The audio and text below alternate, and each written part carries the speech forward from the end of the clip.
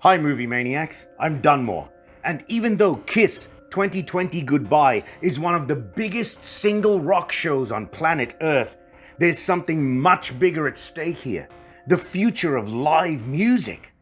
Overcoming the diabolical logistics of the COVID pandemic to put on this mastodon show didn't just prove how meticulous Kiss and their crew are, it opened the festering wound of humanity's isolation. If this is how we now experience the inscrutable, visceral excitement of live music, then the terrorists don't have to worry anymore about dismantling Western society. The virus has won their war. So stick around as I review not just this bombastic gig, but how it reveals religious idiocies, the venal side of capitalism, and the death of rock and roll.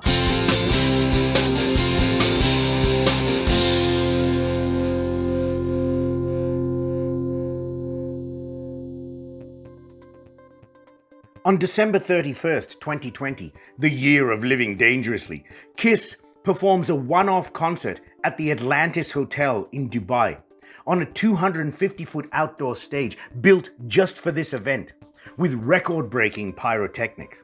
And with COVID restrictions firmly in place, none of their live audience could get within 200 feet of the stage, with most viewing it from hotel balconies a football field away. So crowd noise was barely above a church mouse whisper, because people were too spread out for effective ambient miking. And with fans around the world streaming it on pay-per-view, no matter the gargantuan virtual audience, the end result looks like Kiss is playing to an empty stadium. Gene Simmons, Paul Stanley, Eric Singer, and Tommy Thayer look like they're merely doing a light sound and pyro production check. And with Paul's once chest-beating male-id stage banter reduced to half-chested non-sequiturs, this band that is usually so intent on optics failed to realize how terrible this all looks from a civilian lounge room point of view. Now, let's understand something. The show is eye-dazzling. The sound is ear-delicious, with Eric Singer and Tommy Thayer riding fluidity and finesse, with Gene's bass the closest it's ever been to resurrecting Lemmy, and Paul giving it all he's got of what he has left. But this is not how live music should ever be presented or consumed, with the live audience not even breathing the same air as the live band. And that's the point in these horrible times, isn't it? To not share the same airspace as each other. And that's exactly the opposite philosophy to live music. Live rock and roll is blood and sweat and piss and spit. It's ferocious and loud and tactile. It's being amongst a hive of like-minded Homo sapiens, swaying in unison and experiencing the air washing over you as sound waves. But now, as long as this thing is in the air, live music, that which needs the air to expand over us, is dead. So, with no crowd to experience the wash of decibels, what's the point in this? Pre-production started in July 2020. 5 months to put this $10 million show together. It took 4 weeks to build that stage on the Royal Beach, facing inland toward the Atlantis Hotel. 70 palm trees on the beach had to be removed, which the production manager is quick to add they replaced after the show. Of course you did. Or you'd get your hands chopped off. Remember where we are, white boys. We're in the United Arab Emirates.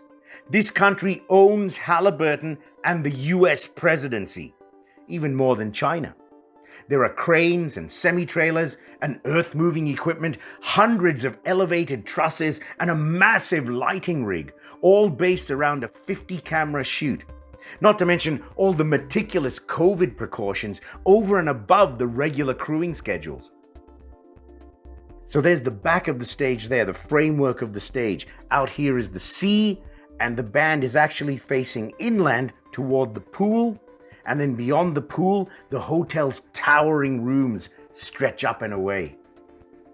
And behind the stage, a massive lighted KISS logo for Mr. and Mrs. America and all the ships at sea. Much of this footage is from the pre-show junket, so we get an appreciation for the massive undertaking. Yet, this junket opens up even more questions like, what's in it for Kiss?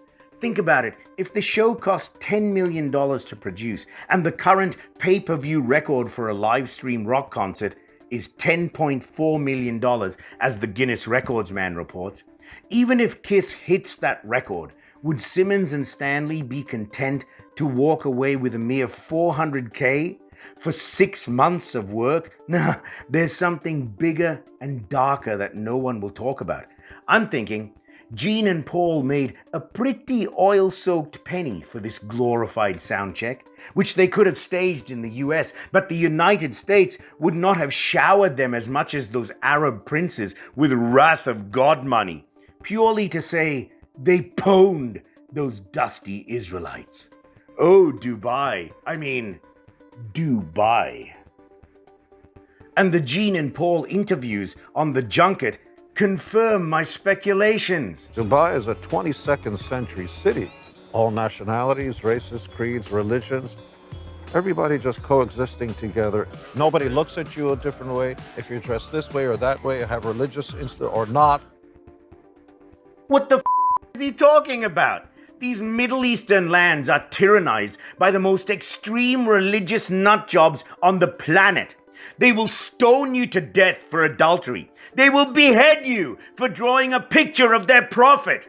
Notice how Gene swerved out of his religion misspeak, religious Insta or not. He told the Oakland Press that Dubai said, "You can do anything you want here, no restrictions." Yet, at this very gig, Kiss had to change lyrics so as not to offend the extreme religious nutjobs who have a stranglehold on the culture. Gene, I love you more than anyone, man, but the hell? For the first time in my life, I feel the sting of Gene Simmons being paid to do something completely at odds with his principles. All his merch and money-making deals and opinions on wars, women, and politics are still within his principles, so I'm not recanting any of my reverence for him. But this, have they got his children or something? The same goes for Paul. But I've already spoken with my wife and my kids and said, we're coming back to Dubai. You have to see this place. It's absolutely amazing. Not mentioning they've already got his wife and kids in a dungeon. That must be why he's... And Eric just puts his paw in his mouth. We don't go out of our rooms or anything. We followed testing and protocol, and basically we kind of, I don't want to say prisoner, but we're kind of prisoners on our floor of a hotel, and we only went downstairs to rehearse, and that's it. Has Eric come back from Dubai yet? And Kiss's manager, Doc McGhee, doesn't help. Of all his out-of-touch musings, he is the most out of touch. You can feel that energy of a live musical performance. Can you do it with 2 cameras or 4 cameras? No. Can you do it in a sound stage? No. Can you do it in a 250-foot stage with $1,200,000 worth of pyro? Yeah. And hopefully this turns into the experience that other bands can start moving forward and saying, hey, I'm going to do this. Hey, I'm going to do this. You mean all I need for my band to start working again is 50 broadcast cameras and $1,200,000 worth of pyro? Why didn't anybody tell me this? But if you need all that stuff, then why is this more compelling than any pyro that can blow a hole in the world? The coolest thing on the junket is the Kiss retrospective, showing the band at a club called The Coventry in Queens in 1973, a couple of months before the first album was released. Reportedly their 24th live gig. This is gold. See, even Kiss had those gigs with that one drunk chick dancing. Oh, this song is about me! And now, 47 years and tens of thousands of gigs later, the Kiss juggernaut performed this greatest show on earth to no one. Yes, there were the balconies and the virtual audience, but Kiss might as well be back in Coventry. And the closest any drunk chick could get was 200 feet away, across the pool, with a mask on. This is not how the gregarious human species is meant to rock and roll all night and party every day. Not that I'm anti-mask, I'm anti-virus. As long as it's around, live entertainment is dead. Or whatever this is. Okay, they've kissed the ring. Now they've got to sing for their supper. Subscribe so you don't miss part 2 of Kiss 2020 Goodbye, where Kiss puts on the greatest show on earth for the greatest non-crowd around the world. Now, I'm no Saudi prince, so I have to keep asking you, movie maniacs, for your generous support on Patreon, PayPal, or Venmo. The links are all below. Thank you so much. Hit that like button if you like, share with the Kiss Army worldwide, and I'd love to see your comments on what you think is going on behind the scenes of this crazy, crazy night. See you in part 2.